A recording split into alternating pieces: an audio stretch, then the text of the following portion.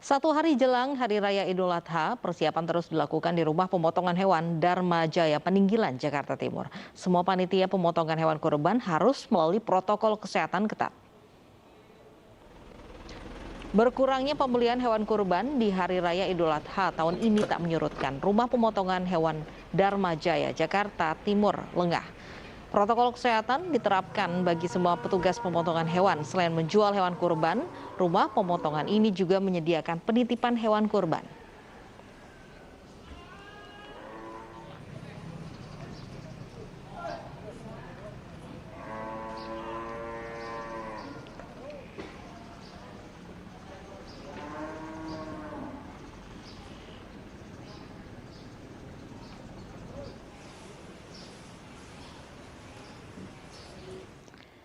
Sudah ada Mahathir Mohamad di rumah pemotongan hewan Dharma Jaya, Jakarta Timur. Mahathir, apakah ada proses pemotongan hewan kurban di sana esok hari?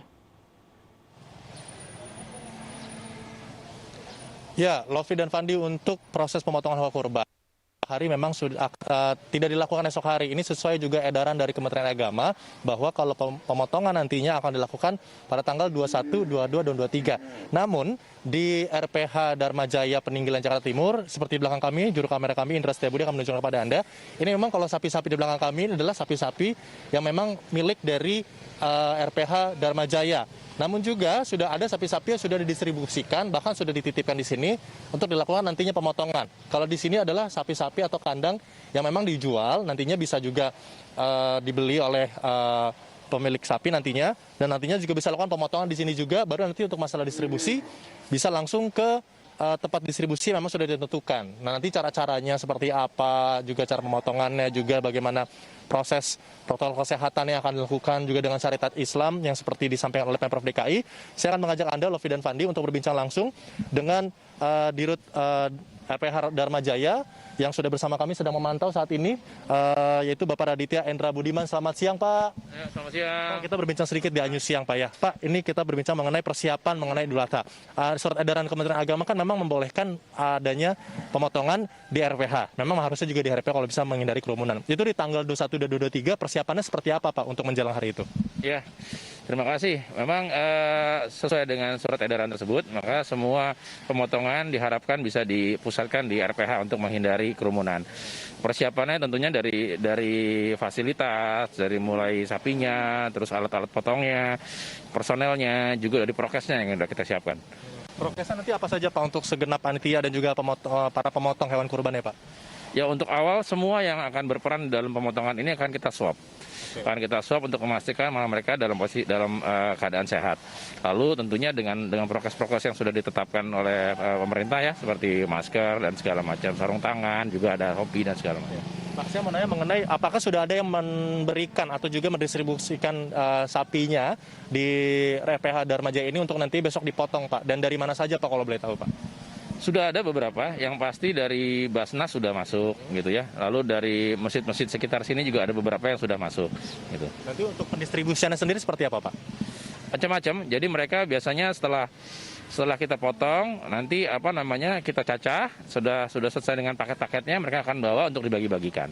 Oke. Gitu. Nah, untuk juga nanti untuk biayanya, Pak, adakah untuk biaya apabila nanti misalkan saya pribadi nih mau memberikan atau distribusikan dagingnya di sini untuk dipotong, nanti setelah dipotong ada biaya-biaya yang diberikan nggak, Pak, untuk saya misalkan mau menitipkan sapi di sini, Pak?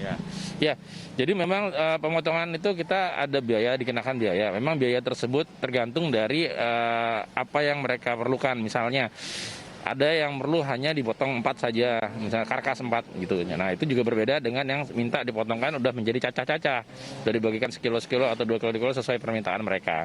Nah, itu juga udah kita siapkan itunya. Memang biayanya itu jadi ada untuk personelnya, untuk plastik atau itunya segala. Tapi kalau saya boleh nanya, Pak, saat ini juga di RPH Dharma Jaya sendiri, sapi yang di samping kiri Bapak ini, ada berapa total sapi yang bisa dijual nih, Pak? Dan yang mungkin sudah dititipkan sudah ada berapa juga, Pak? Sampai saat ini kalau untuk lingkungan ini sih total sapi yang tersedia sekarang ada sekitar 3.000 ekor sapi.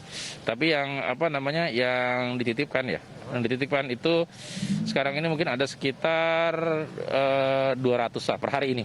Per hari 200 per hari ini. Pak, terakhir nih, ada nggak sih Pak penurunan atau antusias dari masyarakat yang menaruh atau menitipkan hewan kurbannya untuk dipotong pada tahun ini dibanding tahun kemarin, Pak? Ya, memang dengan adanya pandemi COVID ini ya, yang kita semua juga mengalami kesulitan, memang akhirnya berdampak pada seluruh masyarakat, termasuk juga sapi juga, pemotongan sapinya yang kurang lebih turunlah sekitar 20-30% gitu. Mengalami penurunan dari 20 hingga 30%, Pak. Meski begitu, memang nantinya proses pemotongan hewan kurban akan dilakukan pada tanggal 21, 22, dan 23, Pak ya. Baik, Pak, terima kasih atas waktunya sekali lagi. Saya selalu Pak, semoga besok saat proses pemotongan kurbannya juga lancar, Pak ya.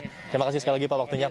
Ya, Fandi Lofi, itu tadi perbincangan kami dengan Direktur RPH Dharma Jaya, Bapak Raditya, bahwa menyampaikan kalau di sini memang belakang kami adalah sapi yang memang akan dijual. Namun kalau yang sudah didistribusikan itu yang atau sudah dititipkan ya, yang nanti akan didistribusikan atau dipotong di sini, kurang lebih ada per hari ini ada 200 hewan kurban dari berbagai macam daerah. Tadi kami juga melihat ada dari Kelurahan Kayu Putih yang membeli di sini, namun juga nantinya akan memotong di sini, baru nanti setelah dipotong baru mereka akan mendistribusikannya di Kelurahan Kayu Putih. Dan juga untuk mengenai protokol kesehatan juga nanti dari petugas, juga dari pihak pemotong, bahkan yang memberikan makan pun yang di belakang kami ini semuanya harus menggunakan masker. Memang dihimbau terus oleh pihak keamanan di sini selalu menggunakan masker, dan nantinya akan dilakukan proses swab test saat prosesi pemotongan hewan kurban di tanggal 21 dan 23. Untuk sementara itu kembali ke studio, Fandi dan Lofi. Baik, terima kasih laporannya. Mahathir Muhammad melaporkan langsung dari rumah pemotongan hewan kurban di wilayah Jakarta Timur.